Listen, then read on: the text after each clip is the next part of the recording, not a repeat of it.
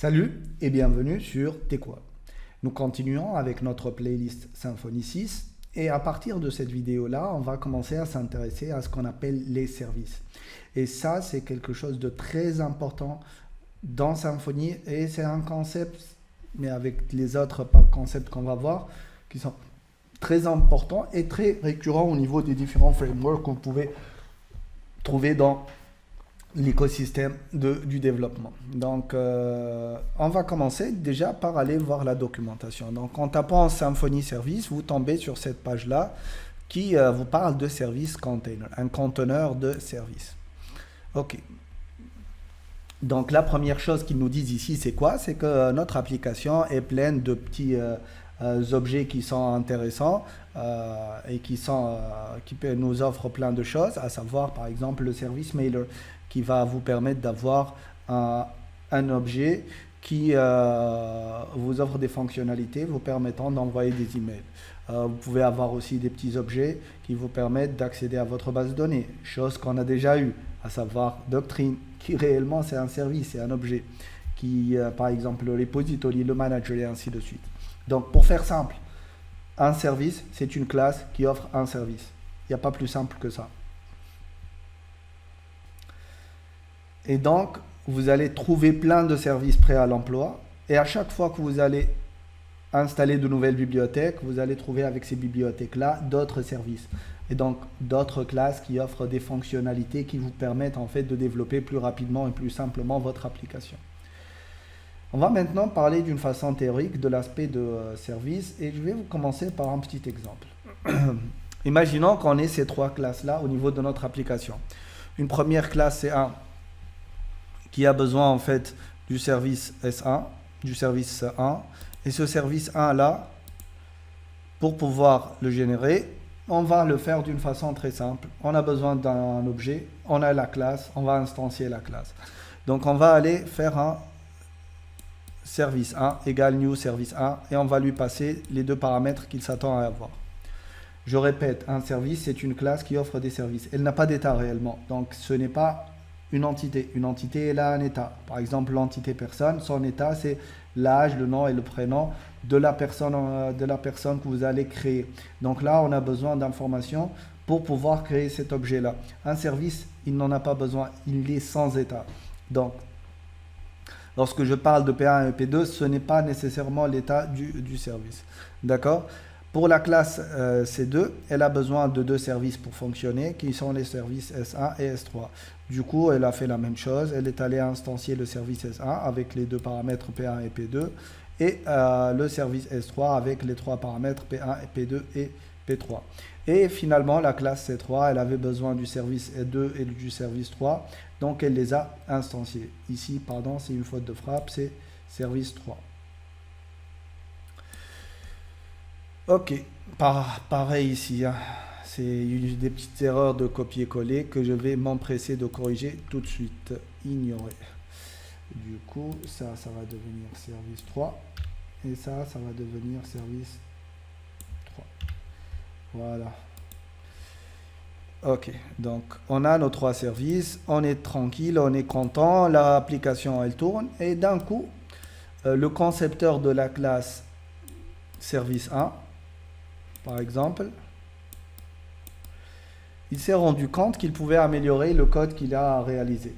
Et donc, il pouvait le faire sans modifier les différentes fonctionnalités, les signatures des méthodes que vous allez utiliser. Donc, il s'est dit, quand je vais modifier, rien ne va se passer, ça va être tranquille.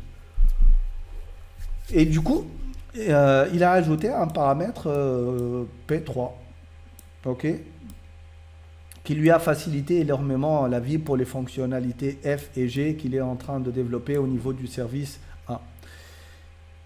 Mais lui, il a compilé sa classe, tout va très bien. Bon, il n'a pas compilé sur du PHP, mais il a créé sa classe, il a testé, tout fonctionne parfaitement. Et là, lorsqu'on a lancé notre application, on a eu un gros problème. Pourquoi? Parce que toutes les classes qui utilisaient le service S1, eh ben, ils se sont trouvés avec une erreur grossière qui est vous nous avez passé deux paramètres, on a besoin de trois paramètres, ça ne marche pas. Et là, on est un peu bloqué. Du coup, on devait faire quoi? Parcourir toutes les classes qui avaient utilisé le service 1 et on avait dû modifier le constructeur de toutes ces classes. Et ça, c'est très mauvais. Ça, c'est ce qu'on appelle du couplage fort. Et ça, c'est très mauvais lorsque vous développez. Donc là où vous avez du couplage fort, c'est qu'il y a de gros problèmes. Pourquoi? Parce que puisqu'ils sont très fortement liés, dès qu'une change, l'autre change. Dès qu'une est modifiée, l'autre, elle doit être automatiquement modifiée. Et ça, c'est très mauvais d'un point de vue conceptuel. Et c'est encore plus mauvais parce que tout simplement, cette classe service-là, je n'en ai pas besoin. En fait, c'est pas que j'en ai pas besoin, mais je n'ai pas besoin de savoir comment elle a été faite. C'est pas mon problème. Moi, je veux la fonctionnalité F ou bien G offerte par cette classe-là. Du coup, je m'en fous comment le créateur de la classe l'a créé. Ce n'est pas mon problème. On va prendre un cas concret pour faire une petite analogie. Imaginons, vous allez chez un pâtissier et à chaque fois, vous allez prendre votre petit croissant. Vous êtes content, vous aimez le croissant. Vous le mangez tous les jours et vous êtes content tout en ne sachant nullement comment ce croissant-là il a été fait. Parce que ce n'est pas votre domaine de compétence, vous ne le savez pas et vous vous en foutez. Vous avez confiance en la personne qui a créé le croissant, donc du coup le pâtissier. Et donc ce n'est pas votre problème, vous mangez, vous êtes tranquille. Un jour, vous arrivez, le pâtissier il vous dit « Écoutez, je vais changer ma recette, allez me chercher du chocolat, je vais ajouter un petit peu de chocolat. » Et là, vous vous dites « Mais qu'est-ce que j'en ai à foutre, moi, du chocolat qu'il va ajouter ?» Ok, s'il veut ajouter du chocolat, qu'il le fasse. Mais, ou bien je vais ajouter en quantité de sucre, allez me chercher du sucre. C'est pas à moi d'aller vous chercher du sucre. Votre rôle, c'est de créer le croissant. Et moi, je vous paye pour ça et je récupère mon croissant et je le mange. Ce n'est pas à moi d'aller chercher les sucres si vous modifiez la marque de votre sucre, la quantité ou ce que vous voulez. Ce n'est pas mon problème. Donc là, vous n'allez plus acheter de ce monsieur-là. Et c'est logique. Parce que là, vous allez avoir un couplage fort entre vous en tant que consommateur et le pâtissier qui est le fournisseur de services. C'est exactement la même chose ici. Et donc, la solution, c'est de faire quoi? Moi, j'ai besoin de l'instance, mais je ne veux pas l'instancier moi-même. La solution, en fait, c'est de faire ce qu'on appelle de l'inversion de contrôle. Je ne vais plus le faire, je vais le déléguer à une entité tierce. Et cette entité tierce au niveau de Symfony, ça s'appelle le service container. Et c'est au service container maintenant d'instancier les objets services que vous avez besoin. Et donc vous avez maintenant une seule chose à dire à votre service container. J'ai besoin d'un tel service. Et lui, il a le rôle d'instancier ce service-là et de vous le fournir. Mieux encore, puisque la classe service n'a pas d'état, on n'a pas besoin d'avoir plusieurs instances de cette classe-là. Du coup, le service container, s'il a un objet qui est prêt à l'emploi, il n'a plus à l'instancier à chaque fois. Donc à chaque fois qu'une personne aura besoin de cet objet-là, il va lui passer la référence à cet objet. Et on va tous utiliser le même objet parce qu'on n'a pas besoin d'en faire plusieurs copies. Je vais vous montrer par la pratique tout ce qu'on vient de spécifier. Donc je vais commencer par créer ici, au niveau de notre dossier source, une classe un dossier que j'appellerai service.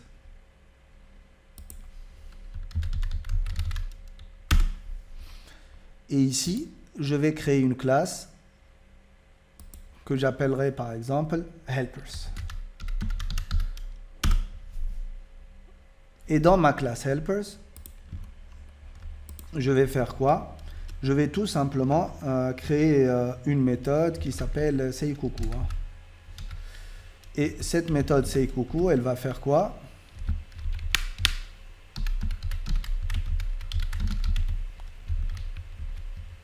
Elle va retourner coucou. Voilà, c'est tout. Voilà.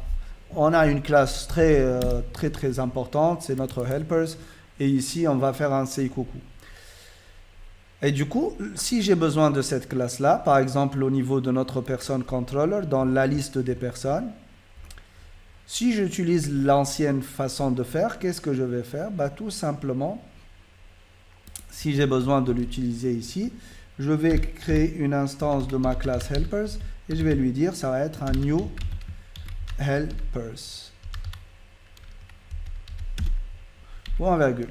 Et je vais faire un écho de $helpers flèche say coucou. Donc si on teste notre application, elle devrait fonctionner normalement. Pourquoi? Parce qu'on a fait du l'orienté objet, on a créé une classe et à l'intérieur de cette classe là on l'a instancié pour récupérer l'objet et utiliser l'une des méthodes offertes par la classe. C'est du standard, c'est de l'orienté objet, ça marche parfaitement. Ok, il est où mon coucou? Il doit apparaître quelque part. Bon, on va faire un DD, hein. Comme ça va être plus simple.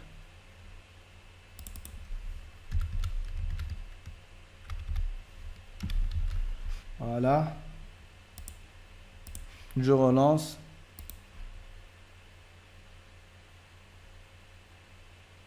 Est-ce qu'on est dans la bonne? Ici, ah, c'est index all. Ok. On n'est pas dans la bonne classe. Personne by âge. Ah, ok, c'est normal. Donc, je vais récupérer tout ça. Et je vais...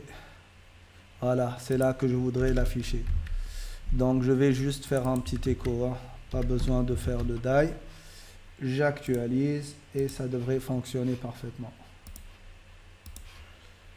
Hop, je devrais trouver un petit coucou ici. Hein. Voilà, vous voyez, ça marche parfaitement. Et là, vous pouvez me dire, mais ça fonctionne, c'est génial. Pourquoi on se casse la tête à parler de container, dependency service container, d'inversion de contrôle et je ne sais quoi. Mais imaginez que le concepteur pardon, de la classe helpers, il se dit un jour, oh, moi j'ai besoin d'un paramètre ici qui est le MB page, donc je vous dis n'importe quoi, ou bien langue, la langue à partir de laquelle on va, ici c'est public function, voilà, et ici je vais créer une variable $langue, et ici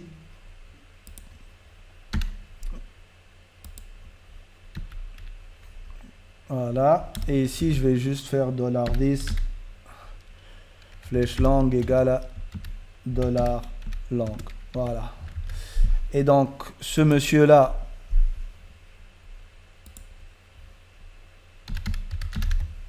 voilà. Et donc ce monsieur là, il a juste modifié ça pour tester est-ce que la langue est français pour dire coucou, si c'est anglais il va dire autre chose et ainsi de suite.